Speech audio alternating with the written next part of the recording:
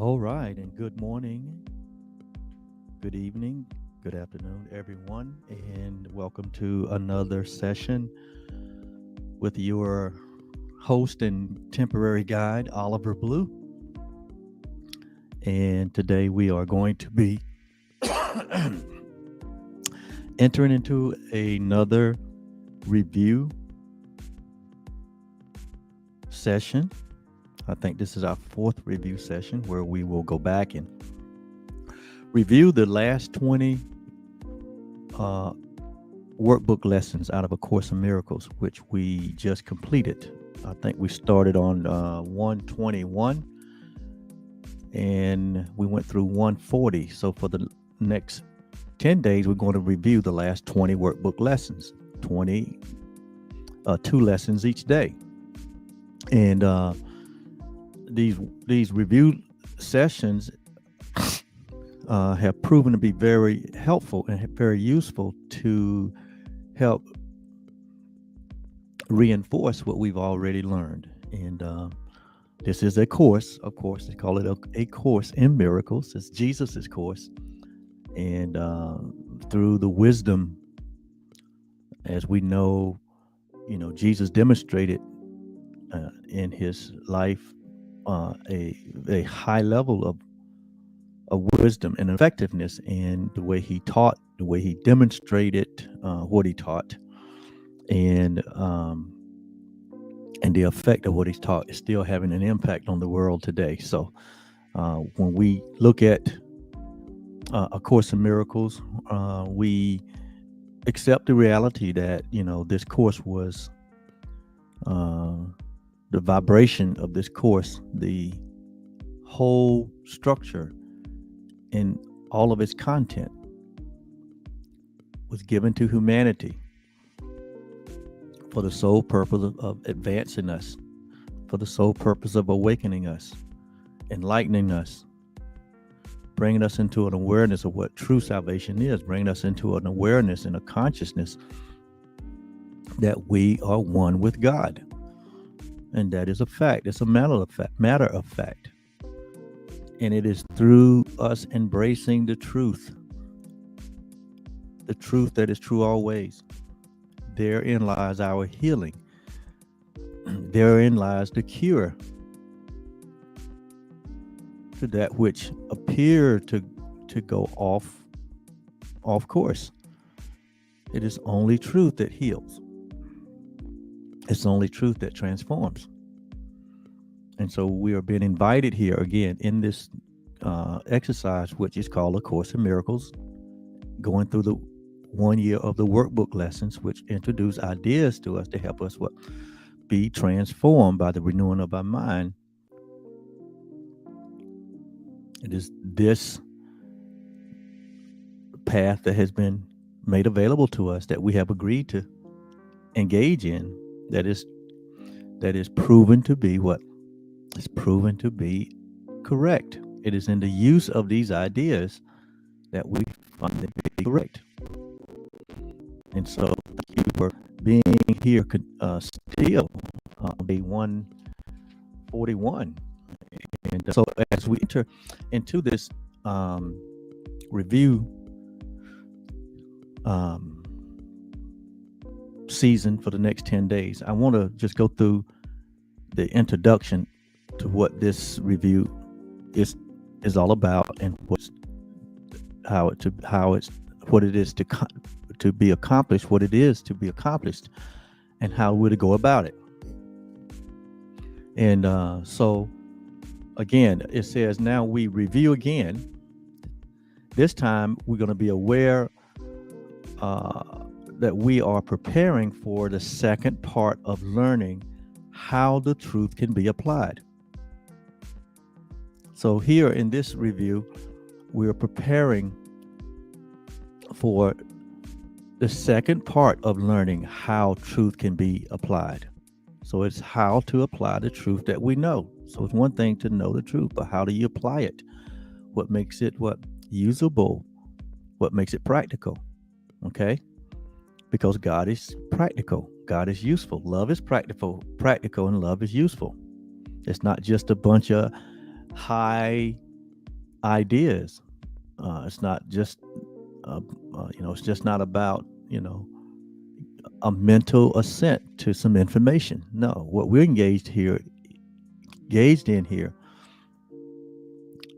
is something that is very practical. Truth is very practical. And so today we will begin to concentrate now on readiness, on preparing ourselves and being ready to apply the ideas for each day. It says, for what will follow next. So it's about readiness, okay, in preparation of what will follow next. So, preparation is so basic to life. Those that prepare are those that are ready and open for the opportunities that come their way, the blessings that are available. Those that are prepared have removed the blocks to the awareness of what love is showing us. And so preparation is important. Readiness is important. And so it says, such is our aim for this review. Such is our aim to concentrate on readiness for what is to follow and for the lessons following. So we're going to prepare for each lesson each day. That's a way to apply the truth. Is first of all, prepare. It's called readiness for what is to be spoken, what is to be shared in that day, each day of our life. Even though we may not be as, focused as we should be, but love has always got a plan for us. Love is always working on our evolution, working on our expanded awareness. Love is always trying and employing us for the lesson for each day. Each day of our life is a day of new beginnings. And as we ready ourselves and prepare ourselves for that, and not just wake up and then, engage into what the world is doing, but to wake up and to ready ourselves for the realities of the day, then our experience will change and be totally different than what, the normal marching orders of the day are. And so it says, such is our aim for this review and for the lessons that follow. Thus, we review the recent lessons. So we're going to review the most recent 20 lessons and their central thoughts. Each lesson, remember, has a central thought or a central theme, the thought for today, in such a way as will facilitate the readiness that we will now achieve. So there is a thing that unifies each step in the review that we undertake. Each day, there's going to be a central thing that unifies our day, unifies this review period, which can be simply stated in these words. And this is the unifying thing. Very important that we hang on to this thought for today. And the unifying theme as we go through this review lesson each day is this: my mind holds only what I think with God. Notice now, my mind holds only the thoughts that I think with God. Notice now, it didn't say that your mind will only think the thoughts with God. It says your mind will hold only the thoughts that you think with God. We're not in denial here that there are thoughts that are passing through our awareness all the time, through our consciousness all the time.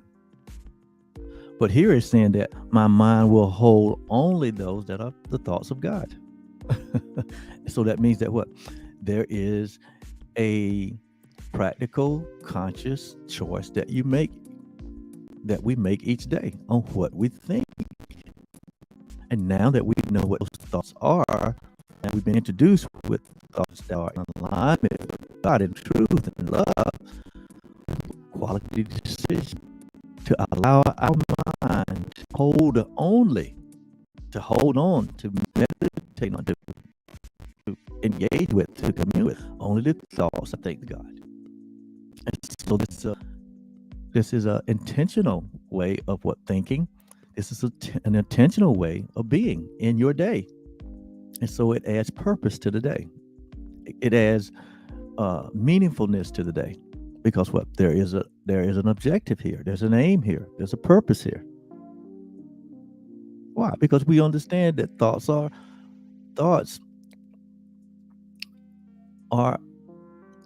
they are out here in the ether, and all of the thoughts that are out here are not God's thoughts. All that we've been taught is not God's teaching. All that we have experienced is not what love is. But now that we know there is a difference between that which is real and unreal, we have made a choice for the real. And in reality, there is no choice. Why? Because there's only real. And so it says, my mind holds only the thought that we think with God. This is the central thing that unifies our review lesson this next 20 days, next 10 days. And then it says, that is a fact. It says, this idea is a fact, that our mind holds only what we think with God. In reality, this is a fact and represents the truth of what we are and what our Father is.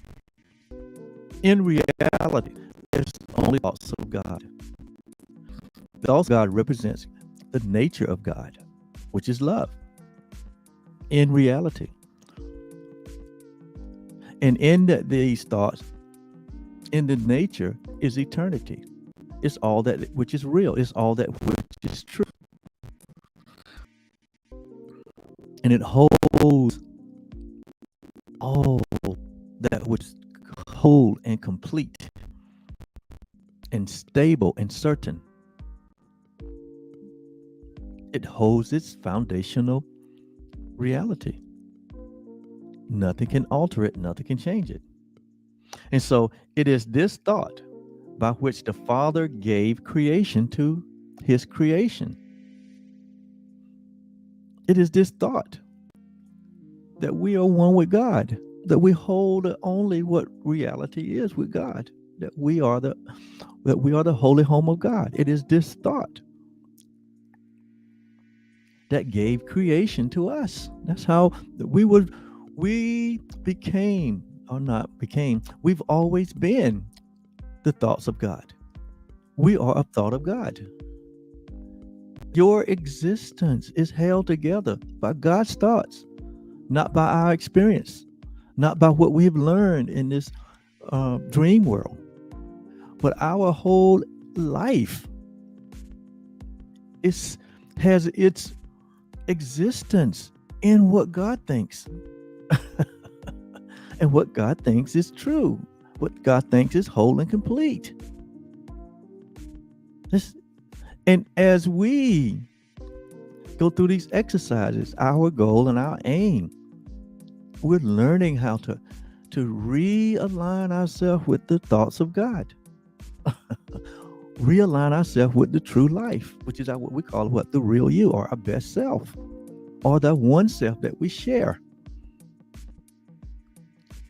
And so it is this thought by which the Father gave creation to his children, or to his creation, which is us.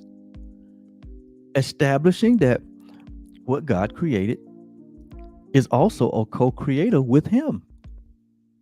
So if we are the very thoughts of God, that means that all that God extended, we were extended with that. So we co-create life with our Father.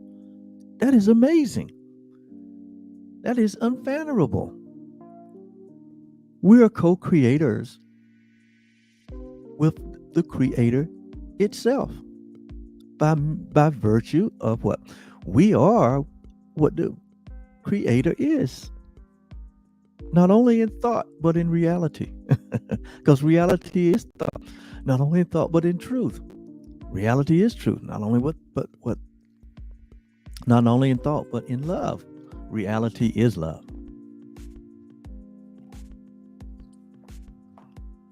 And so it is this thought. Which thought? It is this thought. It is this reality that we co-create with our Father. It is this reality that we are co-creators with the Creator Himself, itself. It is this thought that fully guarantees salvation. It is this thought that fully guarantees salvation because what? God cannot be split. God cannot be divided. God cannot be separated. So in that reality, our salvation is guaranteed. And that's what salvation is. It is a guarantee by God that we remain as God created us. Holy and without blame before Him in love, as we talked about and showed you from some of the scriptural references. That what? Holy. We are holy. We are blameless.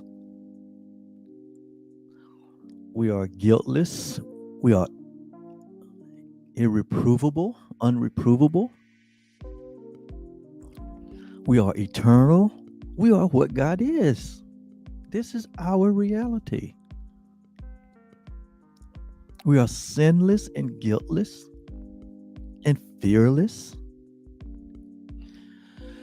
We hold all the certainty that God is. It's not us and God or God and something else. In the reality of all realities, there's God and nothing else. And because we exist, and you know that you do by virtue of being conscious and by virtue of being aware, you know that you exist. We have to embrace the reality that we are a part and a parcel, and that we share the same life that God is. It's no difference. It's not God in. It's not God and. It's God is. It's not you and. It's that you are the I am, the creation, the very thought of the one thought that there is. And so, for in God's mind, no thought, for in our mind, because there's only one mind. We realize that this which has appeared to split off and be something independent of itself, it's an illusion. It's not real. It doesn't transcend time and space. It is what? It is what? It is confined to the illusion of time and space.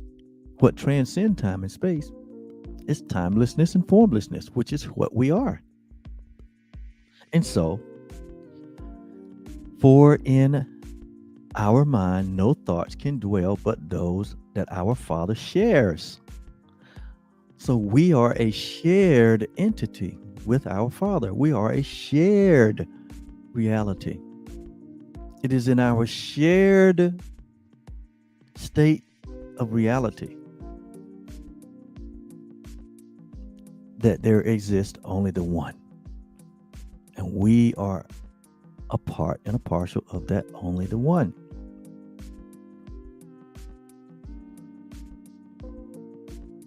So we can only share the thoughts of God. Why? Because we're one with them. So it says lack of forgiveness blocks these thoughts from our awareness. It is the what? Lack of forgiveness. And what is forgiveness? Forgiveness is when we choose to hold on to ideas or thoughts that are not real. and try to exchange them for reality, which distorts our perception. So the lack of forgiveness blocks the awareness of what? The reality of love's presence. Forgiveness what? Releases the blocks so that the awareness of love present or our reality can be known, or the thoughts of God can be known. It says the lack of forgiveness blocks the thoughts from our awareness. Yet it is forever true. The truth is true always. We are who we are as the co-creator in the creation of God. And that is changeless. That is unalterable. We are shared beings. We're not individual beings, but we all share the one life, the one love, the one nature, the one reality, the one thought that God is. We are shared beings. We're not individual beings. And so let us begin our preparation for some understanding of the many forms in which the lack of true forgiveness may be carefully concealed. So how many ways do the lack of forgiveness is concealed and we're not aware of it, that keeps the block to the awareness of love's present out of our awareness? This is part of what we're going to do. Is it because all of them are illusions? All unforgiving thoughts are illusions. And they are not perceived to be but what they are. And they come in many forms. We call them defenses or fences, where we build a fence to keep the truth away from us. And so it says defenses that protect our unforgiving thoughts, where we want to where we think we want to hold on to thoughts that are what? Not forgiving, that are not true, from being seen and recognized. Their purpose is to show us something else. So the illusion, or the ego, as we call it, or the deception, is to show us something other than the truth. This world is designed to do that. The world that we appear to be born into individual bodies is completely designed to keep you from the knowledge of the truth. In fact, the Course said that this world is an attack on God. In fact, we have to know that God, in its principle of the seed producing after its own kind, we would have to know that this world was born and birthed out of something other than love. It's quite obvious. Something other than oneness. It's quite obvious. It's birthed out of a tiny mad idea of separation. Thus, it becomes a place for us to what? Come behind the fence to keep us from the truth. And so, it says the purpose is to show us something else and hold correction off, to hold off the correction through self-deception made to take its place. So we are in a state of self-deception when we build fences, when we play with the illusion of separation, build fences to keep the correction from happening. And yet our minds hold only what we think with God.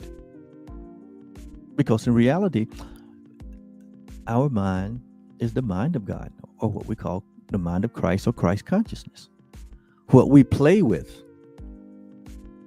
as a separate self, or individual self, or individual mind, is an illusion. We play with that. And that it is in that play that we experience the pain and the suffering, and the guilt and the judgment, and the sin consciousness, and all those things that are antithetical to love. And so this whole course is designed for us to what? Put down the playful children toys and embrace reality. Because what?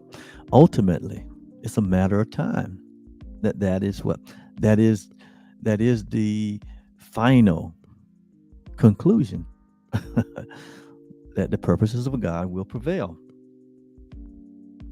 And so it says, and yet your mind holds only what you think with God. Your self-deception cannot take the place of truth.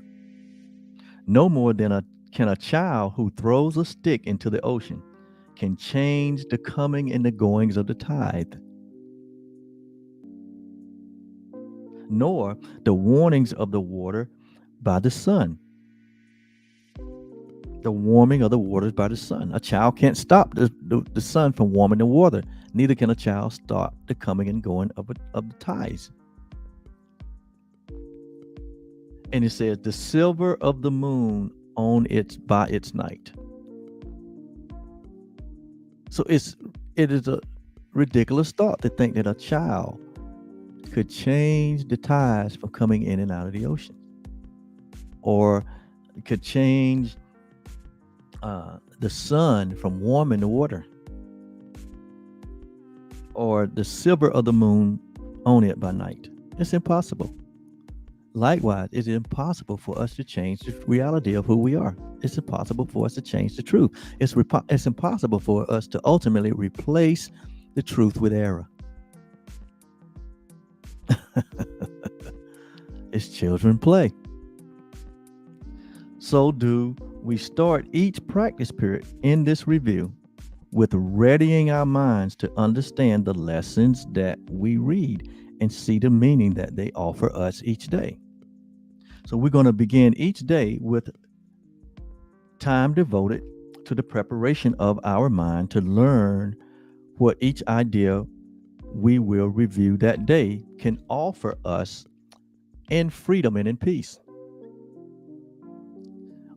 So we're going to open our minds and clear it of all thoughts that would deceive us. And we know what those thoughts are. Thoughts of separation. And let this thought alone engage fully and remove the rest. So each morning we're going to start in our preparation period by engaging this thought that my mind holds only what I think with God. That's the central theme each day as we prepare for the 2 thoughts that we're going to learn for that day. So 5 minutes with this thoughts will be enough to set the day along the lines which God appointed, and to place his mind in charge of all the thoughts that you will receive that day. So we're being purposeful about our review. We're not just going through it, but we're going to learn how to prepare. We're going to learn how to be ready to receive for the day what the Father has for us. It's like fresh manna from heaven. Fresh manna from heaven that we're preparing to receive each day. And it says, these thoughts, they will not come from us alone, for they will be shared with him. See, we are part of a shared being. And so each one will bring the message of God's love to us, returning messages of ours to him. So there's going to be an exchange, a communion, sort of. And so it says, so will communion with the Lord. So we're going to have a holy communion each morning as we prepare our hearts, as we prepare our minds to only think with God. He calls that a holy communion. It says, so will communion with the Lord of hosts be ours, as he himself has willed it be. And as his own completion joins with him, so will he join with you, who are complete as you unite with him and he with you. There's a scripture in Colossians I love, right? I think it says it best right here. In Colossians, if I can find it.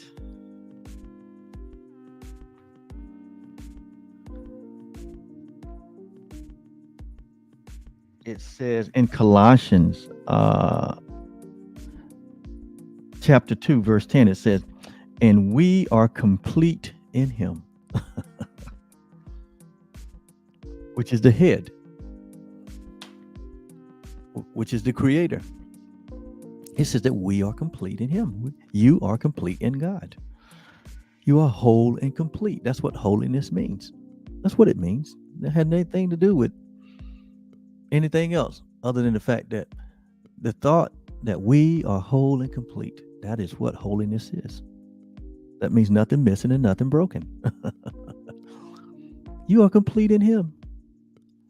And so we commune in that completion, not in guilt and sin and fear, but we commune in reality, which is our completion.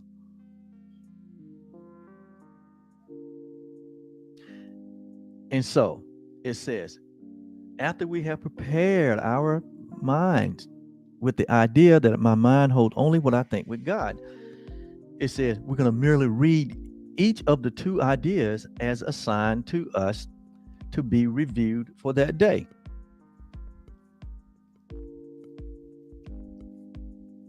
Then we're going to close our eyes and say something slowly to ourselves. And we're going to say them slowly to ourselves, each two ideas for the day. And then we're going to let each word shine with what? Meaning. Shine with the meaning that God gave them, as it was given to you through his voice. And let each idea which we review that day give us the gift that he has laid in it for us to have with him. And we will use no format for our practice, but this. Each hour of the day, bring your mind the thought with which the day begins, and spend a quiet moment with it.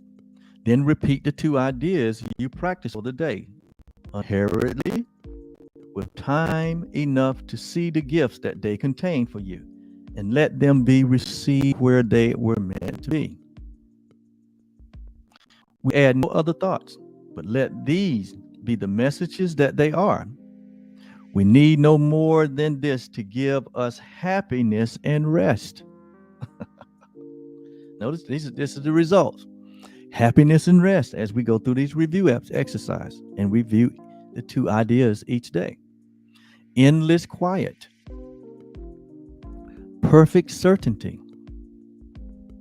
And all our Father wills that we receive as the inheritance we have of him. Each day of practicing, as we review, we close as we begin, repeating first the thoughts that made the day a special time, a blessing, and of happiness for us. And through our faithfulness, restored the world from darkness to the light, from grief to joy, from pain to peace, and from sin to holiness. God offers thanks to you and to me, who practice thus in keeping of his word. And as we give our minds to the idea for the day, to the two ideas for each day, again before we sleep, God's gratitude surrounds us in the peace wherein he wills us be forever, and are learning now to claim again what is our true inheritance. And so today I'm just going to stop there with the introduction on what we're going to be doing for the next 10 days. And we'll actually start with 141 tomorrow. And we'll apply the truth as we have been instructed here. Whereas each day we're going to have two ideas. Tomorrow's going to be workbook lesson 141, but we're going to be reviewing lesson 121 and 122. But we'll go through the practice of preparing and being ready for that by engaging the idea first of all, and meditating and being quiet with the idea that my mind holds only what I think with God. And each day we'll start and end with that thought. And we'll also end with reading of 2 ideas for today. Thank you so much. I look forward to us going through this review session, and it's only going to cause us to what increase and grow and expand in our consciousness of the truth that is true always. This is your temporary guide, your brother in the beloved, your friend, your coach, yourself. Thank you for being with me today, and we'll start our review tomorrow. Thank you so much. Have a great day.